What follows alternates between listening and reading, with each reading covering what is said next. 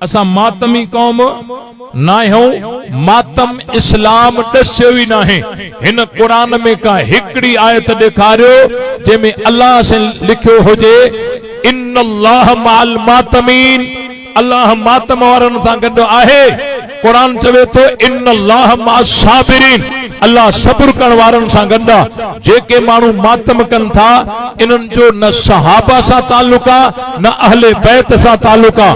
अॼु मुहर्रम शुरू थी चुको आहे, मुहर्रम में सवाल हलंदा आहिनि, मौलवी मातम नथो करे, मौलवी न्याज नथो खाए, मौलवी सबील नथो पीए। मां चयो जी हा, असां मातम न आहियूं कंदा, असां न्याज न आहियूं खाईंदा, असां सबील न आहियूं पींदा। इन्हनि सभिनी सवालनि जो हिकिड़ो ई जवाब आहे। मां चयो असां मातम न आहियूं कंदा, असां न्याज न आहियूं खाईंदा, असां सबील न आहियूं पीअंदा। इहे सभु कम इन जे करे न आहियूं कंदा छो त असां अहल बैत जा ताबेदार आहियूं।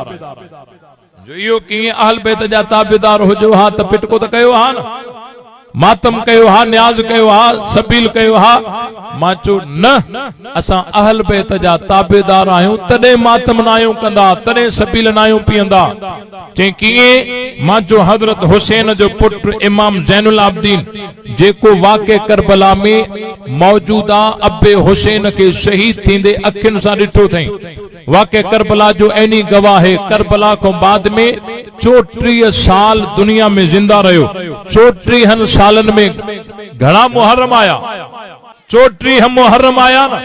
इन्हनि 34 मुहर्रम मजो कोई हिकिड़ो मुहर्रम अहिड़ो ॾेखारियो जंहिंमें हज़रत हुसैन जे पुत्र इमाम ज़ैनुल आबिदीन मातम कयो हुजे, इमाम ज़ैनुल आबिदीन नजरे अल्लाह न्याज़े हुसैन कयो हुजे, इमाम ज़ैनुल आबिदीन सबीले हुसैन कयो हुजे। हिकिड़ो मुहर्रम ॾेखारियो।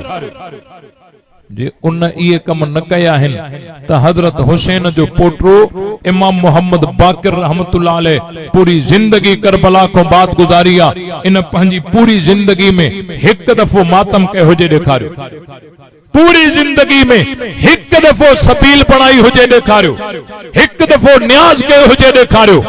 जे उन बि न कयो आहे त इमाम जाफर सादिक इहे कम कया हुजनि ॾेखारियो। भला जे उन बि न कयो आहे, इमाम मूसा काज़िम इहे कम कया हुजनि, इमाम अली रज़ा कया हुजनि, इमाम मोहम्मद तकी इहे कम कया हुजनि, इमाम अली नकी इहे कम कया हुजनि, इमाम हसन अस्करी इहे कम कया हुजनि। औलाद अली मजो के हिकु बि मातम कयो हुजे, नजरे अल्लाह न्याज़े हुसैन कयो हुजे, सबीले हुसैन कई हुजे। हिकिड़ो हवालो ॾियो, 2, 3, 4 न, हिकिड़ो हवालो जंहिंजी सनद वाजिब तस्लीम हुजे। माज़रत, असां तहां जा ताबेदार न आहियूं, असां औलाद अली जा ताबेदार।